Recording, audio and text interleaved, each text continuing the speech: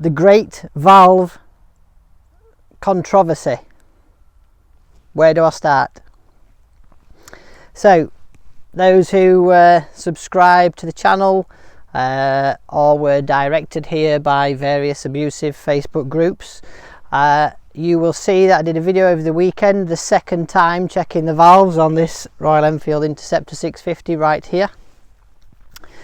Now, the first time I checked the valves, I did it the same as I've done on other bikes, and what felt like the natural way, and that was rotating the engine the way that it rotates. So on this bike, counterclockwise, and that's what other videos had done as well.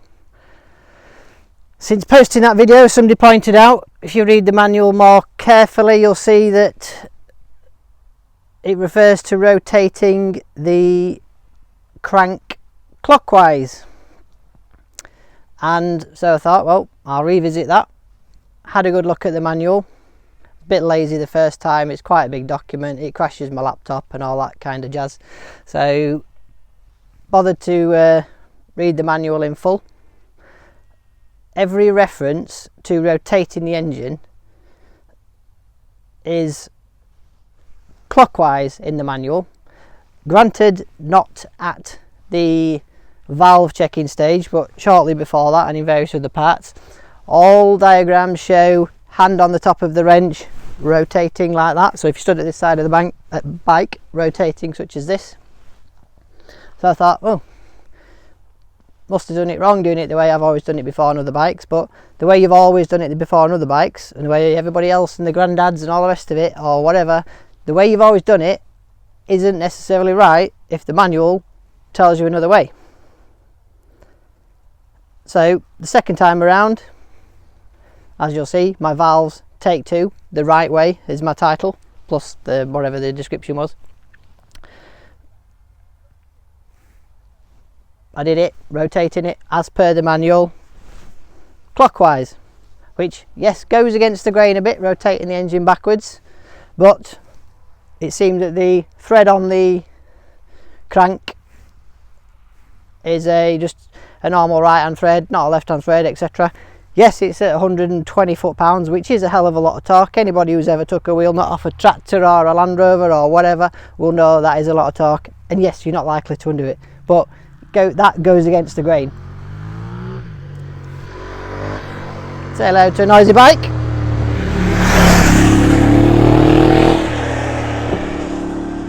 However, it caused, doing it that way, publishing that video, has caused outrage. Largely, in fairness, lots of likes, positive comments. I enjoyed the video myself, nice and relaxed. However, as I say, as of last night, outrage from Facebook fanboys.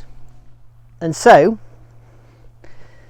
nobody other than people creating outrage and telling me I've done it wrong, you've not actually said what I've done wrong, and you're saying, well, you are saying what I've done wrong, you're saying I've rotated it the wrong way. However, you also, one particularly abusive comment that I removed, and the only comment I removed, accused me of trashing other people's channels. I think anybody who's watched that video will see I didn't say a word on the video other than talking to my wife at the beginning of it. If you're referring to my title, it was take two for me, the right way. I did it the other way the first time.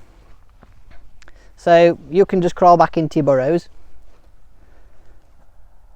Anyway, we've got a definitive answer. Rather than blindly following people, when nobody's actually given me any definitive answer and then said, basically slagged me off and then said, but there isn't a right way. Right. I've taken the time to contact Royal Enfield Technical Centre, and big props to them. Easily within 6 hours, they've responded. So told them what I did the first time, what I did the second time, which way around is it. It's causing confusion and lots of controversy. So within 6 hours, they've responded and said the following. So this will probably cause quite a stir, and I'll get more abuse. So, as I was saying, they responded very quickly, very happy with them. Hello Dorman Diaries. Yes, this has caused quite a bit of confusion. The correct way is to rotate it counterclockwise. So lefty-loosey, the first way I did it, not the second way, the way I thought was the right way, having read the Royal Enfield manual again and again. The natural way, the engine spins. Thank you for your question, RE. So that is a definitive answer. I've seen from a brief Google, there's various methods shown on various forums, people arguing one way and the other, and people arguing in the comments of my last video, which I've removed because I don't want to be misleading. I'll upload it again and do it the right way, anti-clockwise.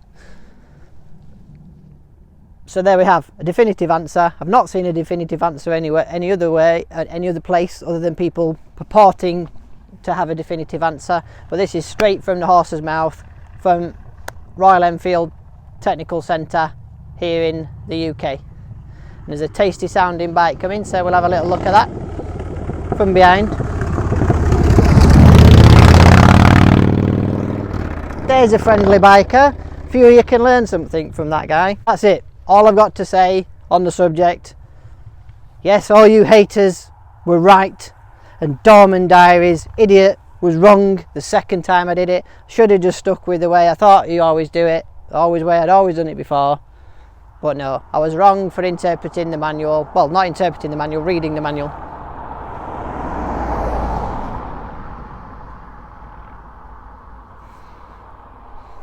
So thanks for watching. You can all go give yourselves a big pat on the back, those of you that were right. Take care, ride safe, and remember, anti-clockwise, lefty-loosey. See you again soon.